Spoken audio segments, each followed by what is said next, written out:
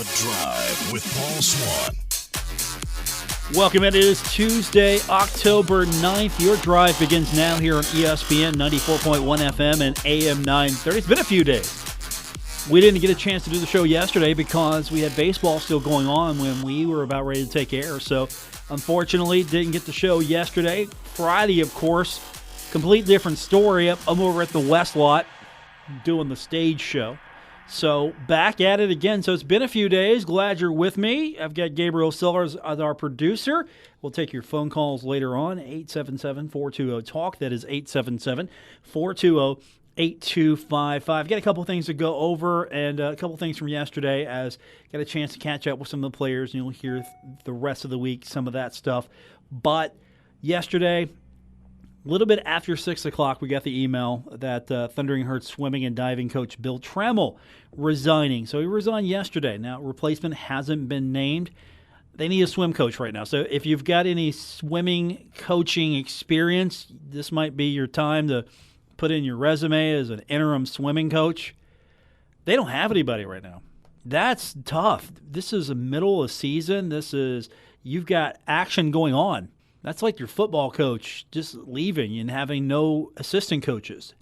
And there's a game coming up. So, yeah, that's a tough spot there. But Bill Trammell resigning yesterday, he was always good to talk to. So, whatever the reason was, wish him well. And then, of course, today was Doc Holliday's press conference. And so I've got some reaction from that. We'll hear that later on. The big news coming out of the press conference today was that Alex Millett is going to be out for the rest of the season due to a leg injury. So he's out.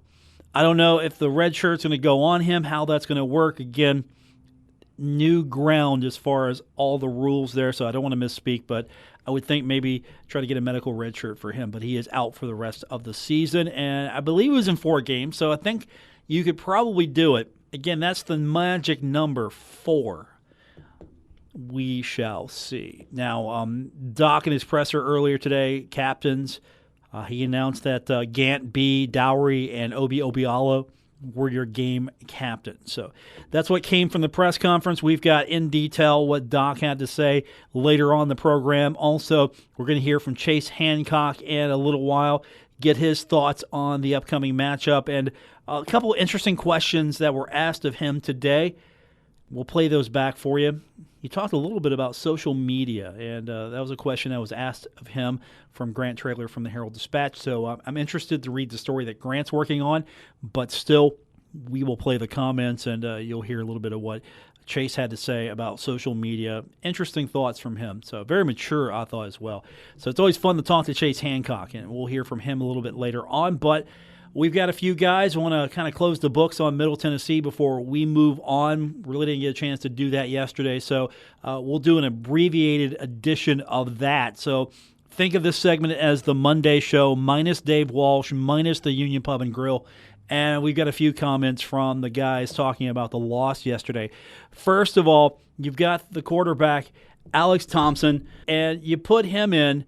He hasn't played in almost 2 years. So it kind of felt good, I'm sure, for him to actually finally get out there, get some actual game time, feel the game again, get hit, get back up, go again, process it all. So we're going to hear from him throughout the week. But I asked him about the loss. I want to get his thoughts on losing to Middle Tennessee. Here's what he had to say. Yeah, it was definitely not what we wanted, with the result and everything. But, we just got to move forward. We can't hang our head on that Friday night.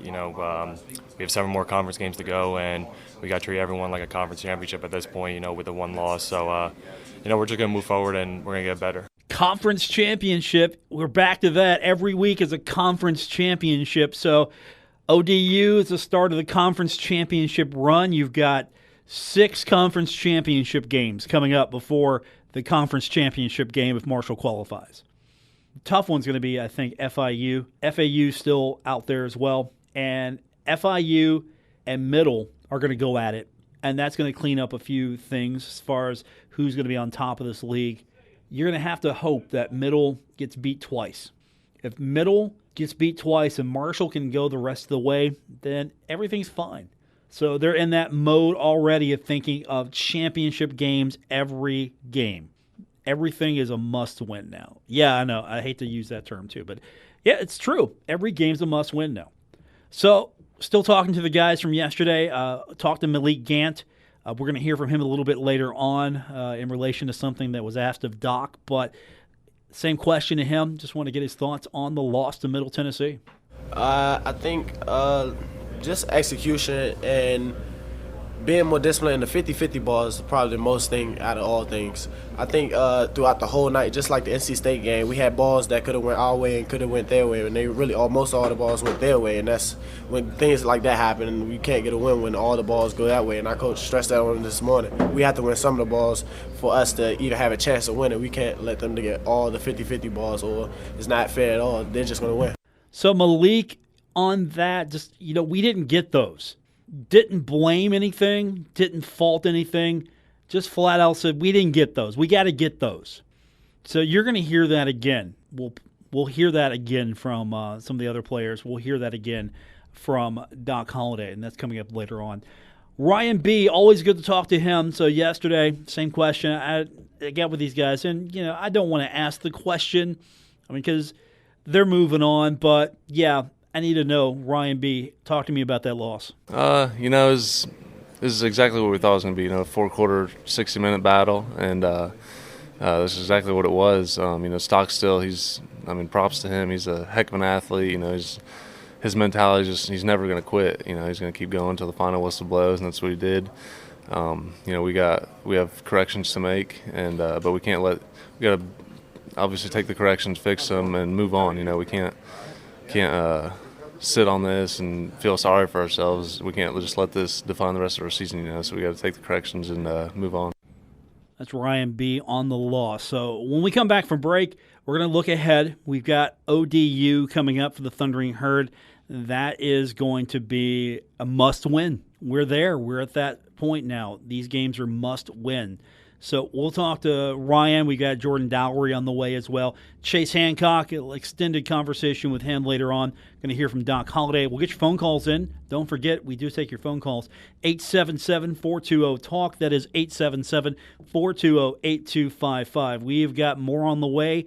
You're listening to The Drive. We are presented by Belltone Hearing Aid Center right here on ESPN 94.1 FM and AM 930. You're listening to The Drive with Paul Swann on ESPN 94.1 FM and AM 930.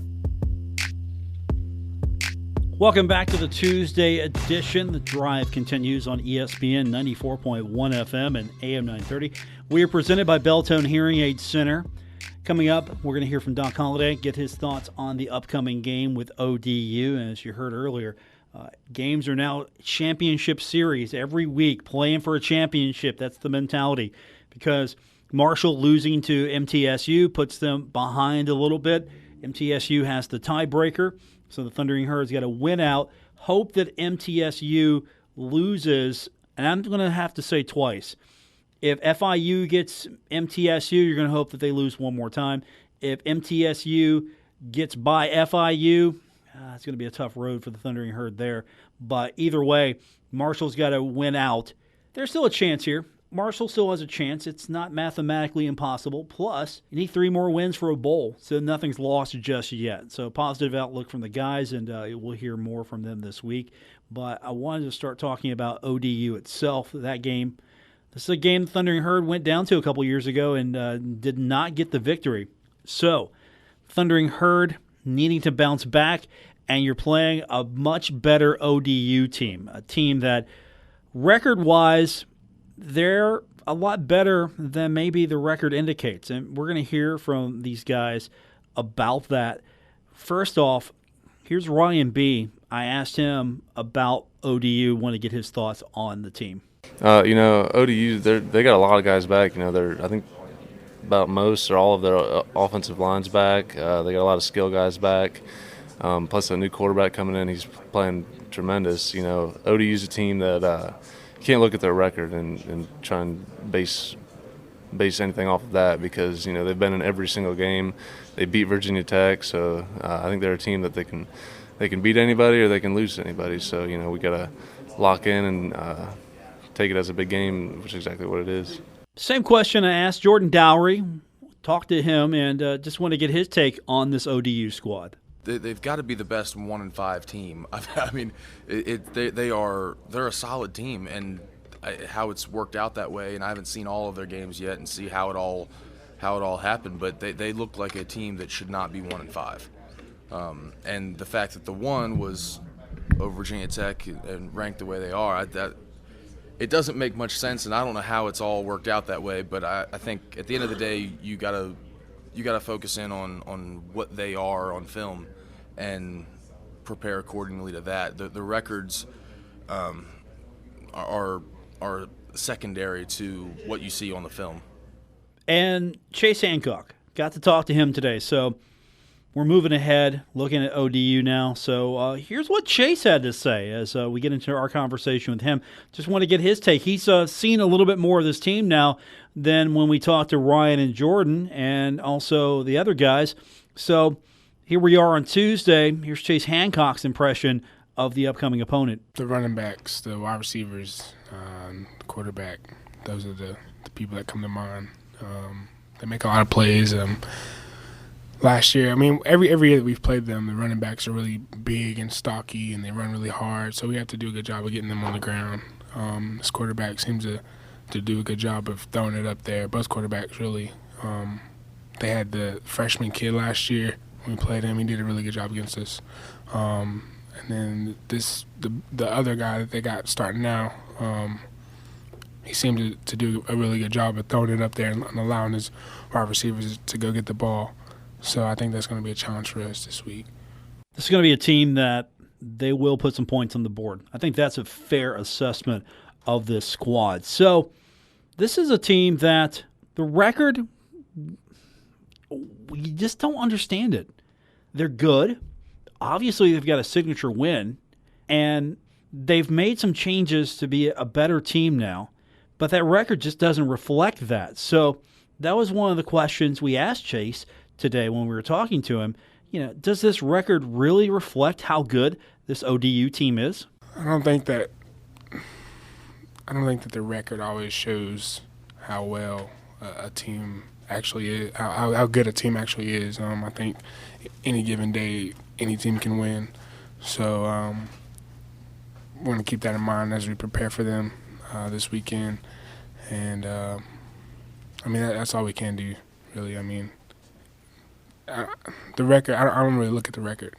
The record doesn't matter. It's whoever plays the best on Saturday. So we're going to take a slight diversion here because there were a couple questions asked of Chase, not about the game itself, but social media, the fandom, the experience. It all somehow funnels itself to social media. And let's be honest, some of you got a little bit more free time on your hands than you know what to do with. And I have seen some players and some fans interacting with each other in ways that maybe if I was the player, I'm not going to interact with the fans that way. And if I'm the fan, maybe I shouldn't be getting on the player. But it's happened. Social media is everywhere now.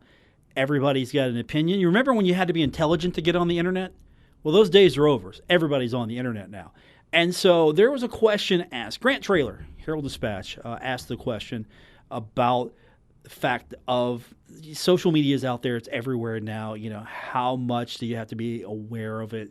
The balance of being on it, using it, and the fact that, as an athlete, there are a lot of people who are going to be talking to him, telling him what a great job he did. And there's sometimes a lot of you that think that, okay, I'm just going to get on there. I'm going to tell a Chase Hancock or a different player what I really think of you. You didn't do a good job. How dare you lose? You know what I'm talking about, right? You understand where I'm going here.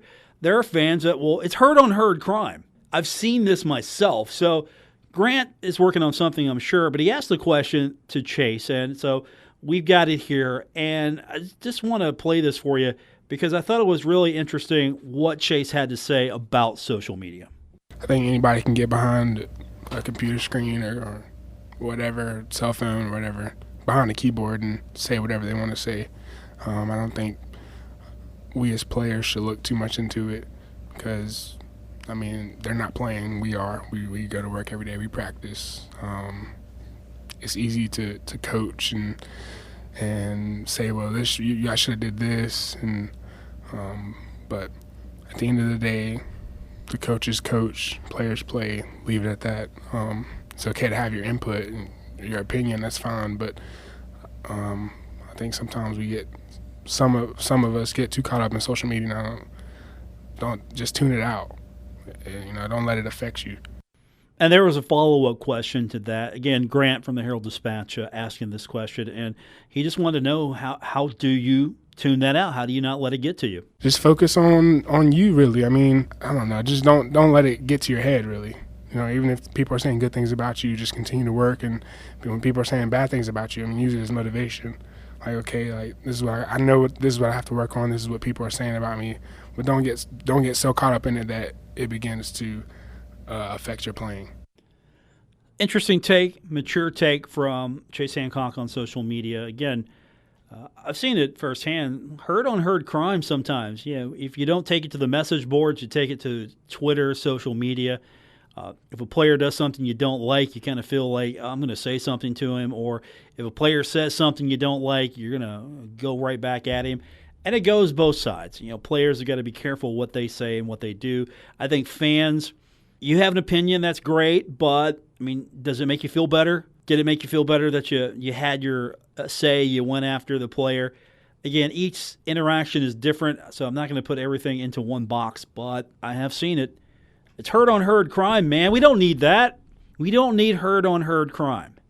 So let's get back to talking about this game. And the quarterback for Old Dominion has had a tough journey. He's been benched, or he got passed over. Let's put it this way. He's not having a good performance a couple years ago, gets beat out by someone who's younger, and then he works his way back. So, I mean, here's a quarterback who has fought his way back, and we want to get Chase's opinion on just how much better this guy is. And it's the quarterback at Old Dominion who's going to be facing Thundering Herd this week is Blake LaRussa. And this is what Chase had to say about that guy and his journey. I think it says a lot about him as a player. You can see it on film. He's very confident, and he runs the show. So we're going to have to make sure that we try to eliminate him as much as we can. Another weapon that Old Dominion is going to go to is their running back, Jeremy Cox. So, Chase, here's his thoughts on it. I thought this was a great description of their running back at Old Dominion. Big dude. So, again, we have to get him on the ground. He breaks a lot of first people that encounter him. He usually breaks those tackles. So, the more people we can get on him, the better. I love that. Big dude. So watch out for the running back, Old Dominion, coming up on Saturday. Hey, we're going to have that game for you right here on ESPN 94.1 FM and AM 930. Also, over on our sister station, 93.7 The Dog, I'm going to be at Roosters. We're going to do the pregame show. And then after that, we'll be right back here for the postgame.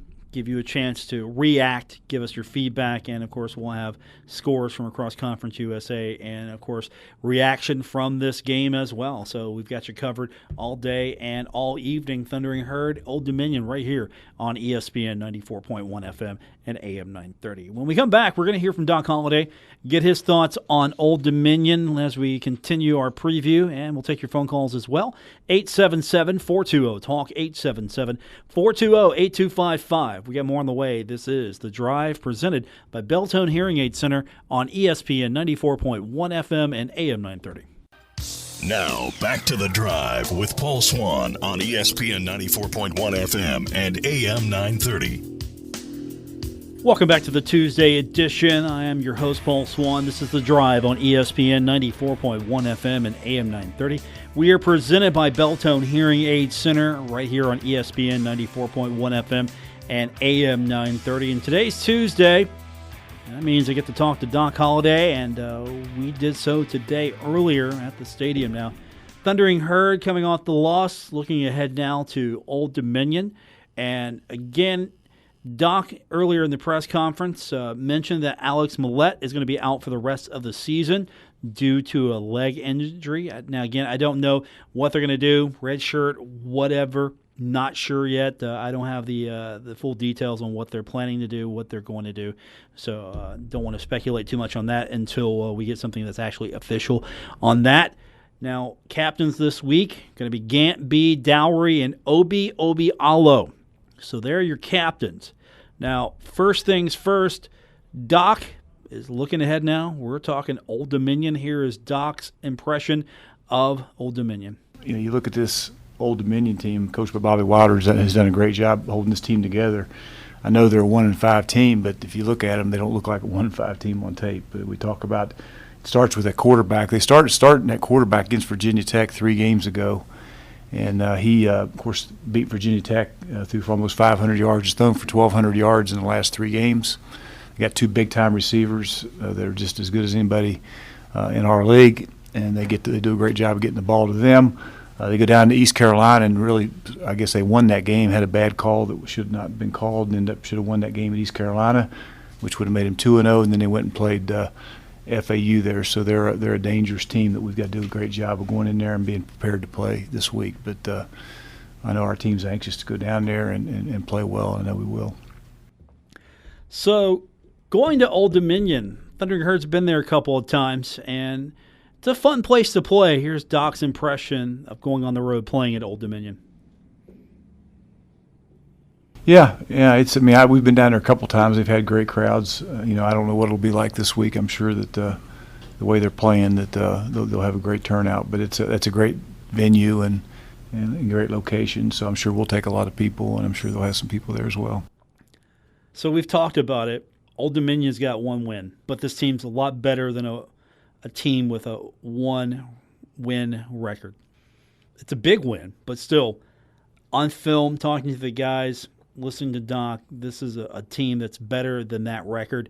And so the question was asked, why is Old Dominion better than their record? Here's his reply. You look at them, and they started a different quarterback first 3 games, and he didn't play as well for him as, of course, this kid is, and end up losing those 3. And then since they've inserted this, and the thing was, this kid, it wasn't like he just walked on campus. He's been there for 3 years.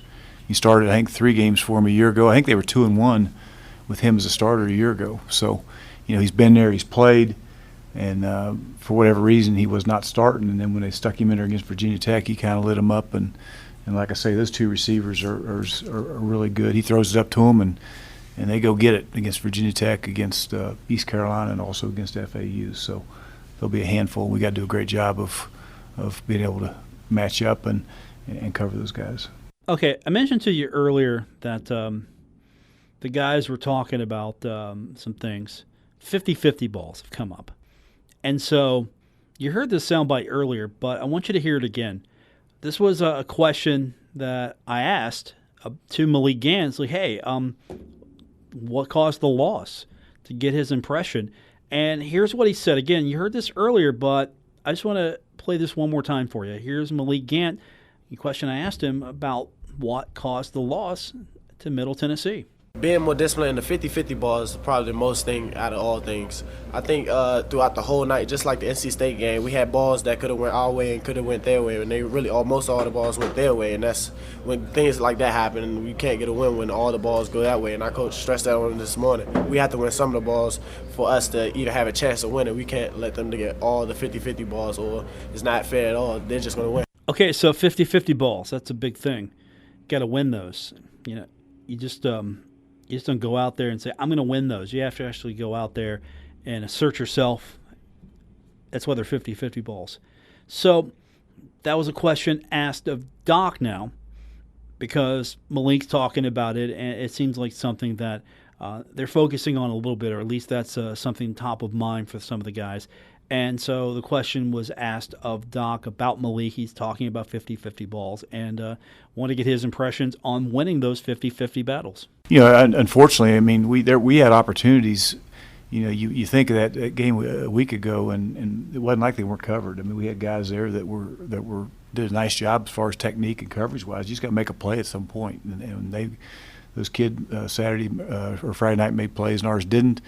It's going to be critical that we do against these guys, because these guys are going to have a lot of opportunities now. And if you go back and watch those 3 games, you're going to see where they throw up an awful lot of 50-50 balls, and we're going to have to make our share of them.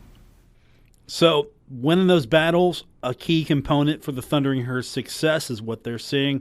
They had opportunities, didn't take advantage of them. And if they can take more advantage of those opportunities, they feel like they're in a good place. Another person that maybe Doc feels good about right now is the quarterback, Alex Thompson. And you got a guy who goes out there, hasn't played in a couple years. Looked rusty. I thought that was fair. We have yet to see the true potential. And Doc was asked about, hey, how'd you feel about his performance? Here's Doc's reply.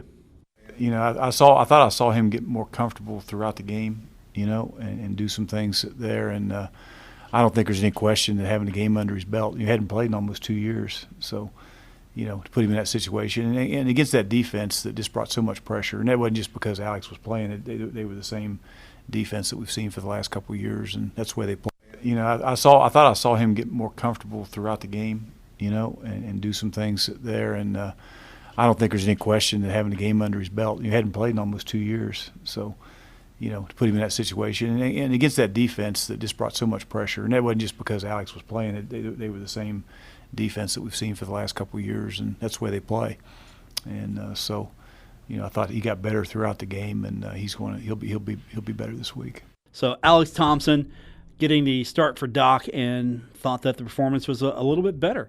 Now, there's another question to Doc. He was asked about the high numbers of sacks. It seems like the Thundering Herd's given up a lot more as far as sacks this year than this point last year and the whole season. And so the question was asked of him, hey, what's the reason why you're seeing more sacks? Is it the quarterback holding the ball a little bit more, some of the line play? What's going on? And here's Doc's reply to that. A couple of the sacks, Alex should have gotten the ball out of his hand. A couple of them. Then, we've got to do a better job with protection, with not just up front, but with our backs. A couple, and two in particular. So we got to do a better job protecting him. And that's just a couple things. He's, like I say, he was in there for the first time and seeing some things for the first time. And he'll do a better job of getting the ball out of his hands this week. So that's Doc's impressions of Alex Thompson. One thing that Doc talked about was the fact that turnovers, they seem to get magnified, especially against teams that can really take advantage of you. So here's Doc talking about the fact that they've got to eliminate those, especially since with teams you're playing like Middle Tennessee and Old Dominion, they're going to get magnified. Those teams are going to take advantage of it a little bit more than you usually see. So here's Doc's take on the fact that they've just got to eliminate those turnovers. We have got to eliminate turnovers. I mean, we got to take care of the ball. That's number one in everything we do. And unfortunately, last couple of weeks we got away with it against Western. We didn't last week. We got to create more on defense, and we got to take care of the ball on offense. That's where it all starts. So we got to do a better job of doing that. But there's no doubt, anytime you do that, it gets magnified because you get one more possession. So you can't give another. That's what even Friday night. I mean, you give Stockstill, you give a quarterback, and just look throughout not only our league, but anybody's got a really good quarterback. That's where it all starts. I mean, from Alabama to the top teams in America, the guys that got good quarterbacks, you give them too many at bats, and it's going to come back and bite you. And with Stockstill, it did. I mean, look at we played those guys 3 years in a row. And of course, we played more than that, but the last 3 years we've beaten them pretty good. 2 years prior to this year, and Stockstill wasn't out there. Had somebody else, and that's the same team with him out there now. Of course, he makes them go, but you can't give him those at bats. You can't do that, or any quarterback that's got the ability to do what he does. Finally, Doc talked a little bit about the running game. I thought it was a lot better performance. Tyler King, I thought he stood out. He got some opportunities that maybe he wouldn't get. He was really good that first half. I thought more so in the first half than the second half, only because I think the adjustments were better on middle side. But the running game showed some signs. And here's Doc's impression of what happened running game-wise on Friday. Yeah, he did a nice job. He could take care of the ball. Other than that, I thought we got that going and ran the ball pretty well, to be honest. And that being said, we've got to continue to be able to do that. And both him and Anthony, I thought, with Keon out, stepped up and did some good things. So that's Doc Holliday from earlier this afternoon. We'll get your phone calls in now, give you a chance to talk about it. You can do so 877-420-TALK, 877-420-8255. We have got more on the way. You're listening to The Drive, presented by Beltone Hearing Aid Center on ESPN 94.1 FM and AM 930. With Paul Swann, presented by Beltone Hearing Aid Center on ESPN 94.1 FM and AM 930. 877-420-TALK, 877-420-8255. Welcome back to The Drive here on ESPN 94.1 FM and AM 930. Plenty of time for your phone call, so let's start getting some of them in. First up, we've got Mark checking in from Barboursville. Mark, go ahead. You're on The Drive. Hey, Paul. Got a couple observations I'd like to make. First off, on defense, I'm not sure why we do this, but our corners, which for whatever reason, we seem to get undersized corners compared to some of the teams that come in here. Our corners are probably, 5'11" and 170, 180 pounds, and they're going against 6'2", 220-pound wide receivers, and we go into press coverage all the time. And it seems like every team that comes in here wants to rename them French and Toast because we can't play press coverage with those guys. And our safeties never give them any help because they're playing to run. I don't understand why we don't back off and our safeties give our corners some help. I think the adjustments just weren't very good. You were forced to play the run a little bit more because I think what happened was you respected the quarterback. He didn't hurt you, but there were some times where he got some yardage on the ground. You were probably looking that, all right, we got to play a little bit more run, but still, I just think maybe the adjustments were better on Middle's side than they were on Marshall's side. I think that's fair. I think we've done that all year, and we've done that over the years here recently. And again, I think that press coverage kills us because our corners are just I don't mean to downplay them, but they need some help, and that's why the safeties are back there, and the safeties can play and come over and help too often during Middle and during NC State, and heck, you can go all the way to EKU. Their guys were going down, and they would beat our corners, and our safeties were running up playing the run, and they weren't 15 yards close to the play. And here's another thing I'd like to see a little bit more of. Is I'd like to see us throwing the ball over the middle of the field. We don't, for whatever reason, it seems like we have a tough time trying to utilize that. We always go towards the out-of-bounds lines, which makes it a difficult catch. And I'd love to see us if we could do it when we were playing more passes over the middle. All right, we're losing your cell a little bit, so we're gonna cut it there. I think there's some fair commentary there, to be honest with you. You've got a situation where I think this defense is better at the run than the pass, and Old Dominion is going to be very good against this defense on Saturday. I think they are going to go out there and be successful passing the ball. I don't think the run game is going to hurt the Herd as much, and I think that Marshall's got a defense that's really good against the run, but the pass sometimes I think is going to be a problem. And that's where you hear these guys are talking about, look, we got to work on things like the 50-50 balls. We've got to go out there and we have got to make the plays. And I don't know if it's just a matter of, all right, going out there making more plays, because coaches like to say that. Got to go out there, make plays. Okay, that's fair. Your kids have got to go out there and make plays. But at the same time, I think you got to put your kids in positions to make plays. And I thought that in that first half, they were getting to the quarterback. They were getting the stock still. And then MTSU made some adjustments. And then Marshall couldn't get to the quarterback anymore. I don't think Marshall adjusted well enough to get to the quarterback. And so you have that problem. And also the fact that I think that the defense was, I don't want to say they were respecting him too much. You have to respect him. But again, I think that they defensively didn't adjust. And at the same time, they didn't really put their kids in the position, because I'm more worried about what that kid's going to do throwing than I am as far as what he's going to be able to do on the ground. I don't think their run game was going to hurt Marshall as much. And so I would be a little bit more concerned to trying to cover them. But that's a good quarterback. He's going to find an opening. He's going to be an experienced quarterback. And then Marshall, with the turnovers, that was a serious problem for the Thundering Herd. And that was just a game that the longer it went, Middle got better, and it just felt like Marshall didn't have an answer. And there were some opportunities for the Thundering Herd. but just didn't have an answer for them. So what do you do for this week? Again, I don't know the run's going to be the ultimate killer for the Thundering Herd. I think this is going to be an Old Dominion team that's going to pass, and they're going to do it well against the Thundering Herd. Offensively, Marshall's going to have to keep the defense off the ball a lot more by staying on the field. You're going to have more success on third down. You're going to have a quarterback who feels a little bit more in rhythm. And again, a lot of that comes back to that kid hadn't played in a couple years, so held on to the ball a little too long. I think he's going to have to get rid of the ball quicker, put him itself in a position where he's not going to get sacked.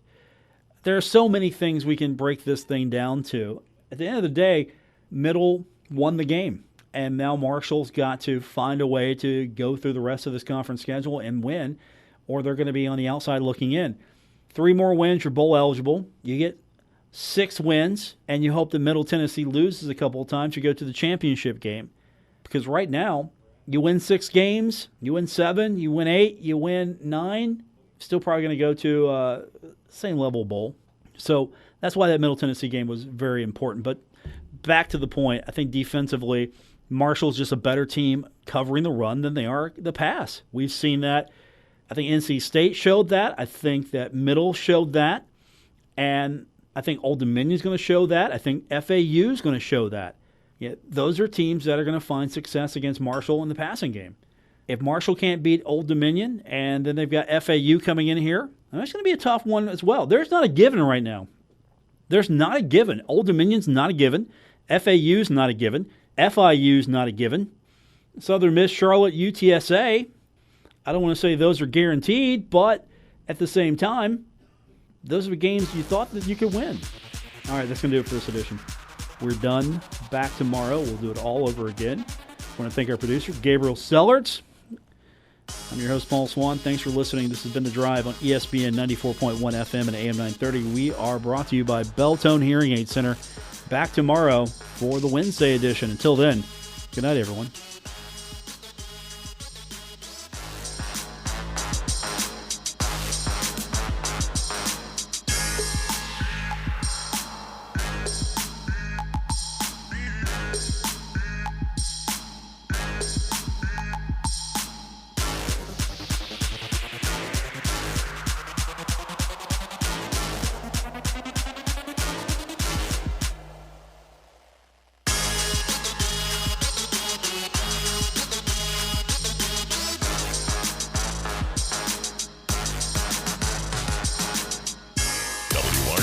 Huntington, W227BS Huntington, ESPN 94.1 FM and AM 930. Huntington Sports Station.